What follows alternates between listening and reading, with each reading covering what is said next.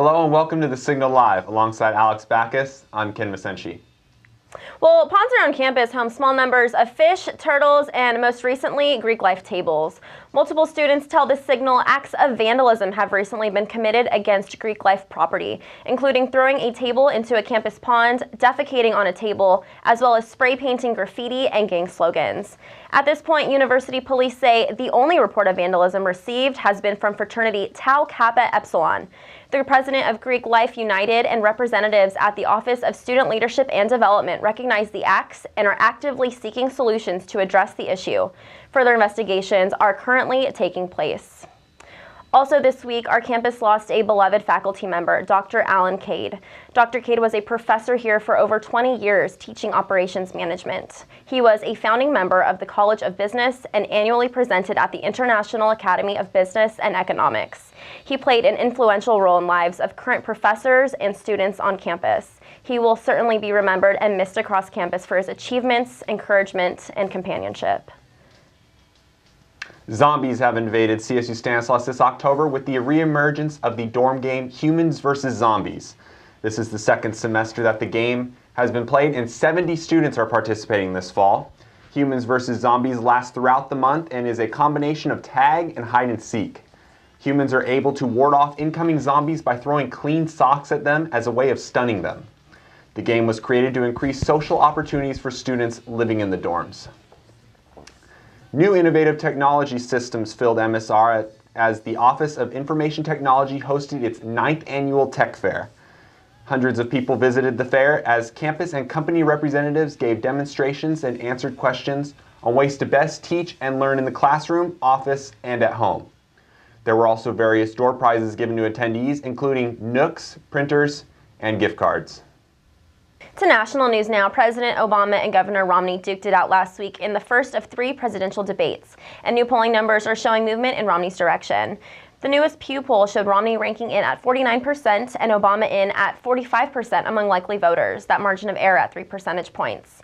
The poll was conducted October 4th through the 7th, just days following the October 3rd debates. Other polls are showing some different numbers, however, political analysts say that trend is consistent, being a greater enthusiasm on likely Republican voters. According to Business Week, 66% of registered voters say Romney won that first debate, while only 20% said Obama did. We will continue our election coverage as the vice presidential debate kicks off tonight in Danville, Kentucky.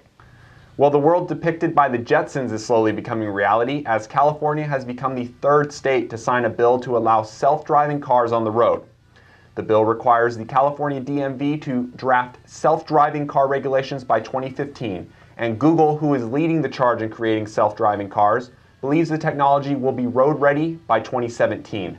Toyota, Audi, Ford, Lexus, and Volvo have begun experimenting with the self-driving technology. To find out more about how the cars will work, check out this week's Signal. Well, October marks the official month for breast cancer awareness, symbolized by that pink ribbon we've been seeing all around, even on NFL fields, with players sporting pink gloves and towels. Participation for awareness is fostered through fundraisers, particularly walks. One walk is the Susan G. Komen Walk, a 3-day event held in various cities across the nation to raise awareness and celebrate survivors. Nations across the globe are also supporting the fight, including France and Spain. According to the American Cancer Society, there were about 40,000 deaths due to breast cancer in the U.S. last year. Also participating in the fight against breast cancer are Turlock firefighters, who are rocking pink shirts all month. The firefighters will be participating in events throughout the month in Turlock to promote awareness, including the Women's Breast Cancer Night Out on October 16th with guest speaker Juliana Rancic, and a fundraiser at Chili's on October 25th. Shirts are on sale all month, and proceeds will be donated to the Manual Cancer Center. Turlock City Council candidates gathered to debate local and state issues this past week. Top debate issues included public safety, road conditions, and Prop 30, an issue the 4 candidates were split on. Candidates include current council members Mary Jackson and Amy Bublak, District Director Stephen Nascimento, and Postal Service employee Sergio Alvarado. The 4 are fighting for 2 council seats. Those elections less than 1 month away now, November 6th. Towards entertainment news now, the theater department opened its season with their first performance, The Shape of Things. Directed by Stanislaus professor Eric Broadwater, the show depicts the concept of art and relationships. If you missed it, you can still catch that show this weekend, Thursday through Saturday at 8 p.m. and Sunday at 2 p.m. That performance is held in the theater studio and is recommended for adult audiences. Artist Amy Seeley is bringing her one-woman show from Los Angeles to Turlock on October 25th and 26th. Amy Seeley and the Moline Madman will take over the main stage as Seeley chronicles her life as the daughter of a drag racer named the Moline Madman. The show premiered in June of 1998 in Chicago's Factory Theater, a theater Seeley co-founded. Works of Edgar Degas are currently on display at the Carnegie Art Center in Turlock. The works were not initially intended to be shown to the public, but pieces he created to experiment with technique.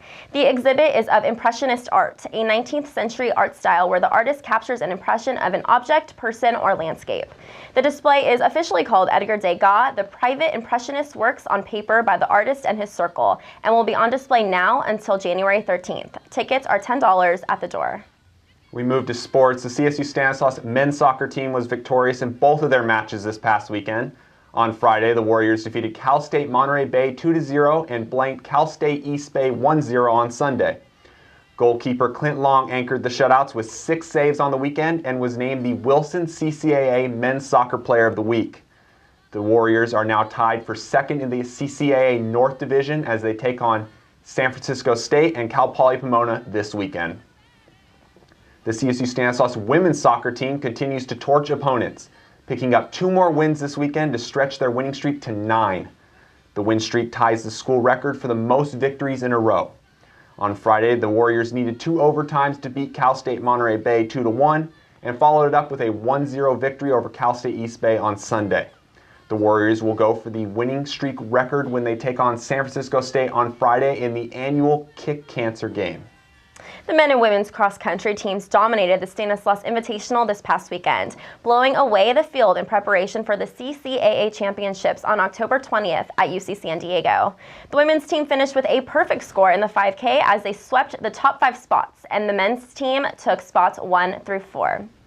The CSU Stanislaus women's volleyball team won 2 of their 3 matches last week, beating Chico State and Cal State East Bay before falling to CSU Monterey Bay on Saturday. The Warriors beat Chico State in 3 sets on Wednesday and came back from 2 sets down to beat East Bay 3-2 on Friday. Monterey Bay snapped the winning streak on Saturday when they beat the Warriors 3-1. The Warriors are back home this weekend as they take on Cal State LA and Cal State Dominguez Hills during Breast Cancer Awareness Weekend. And that concludes our show for this week. Coming up next week, we will bring you the latest following the vice presidential debates. We're also going to be keeping track of gas prices as we just now switched to winter blend. We're going to be gauging that and hopefully crossing our fingers that prices will be going down. All right, for Alex, I'm Ken. See you next week.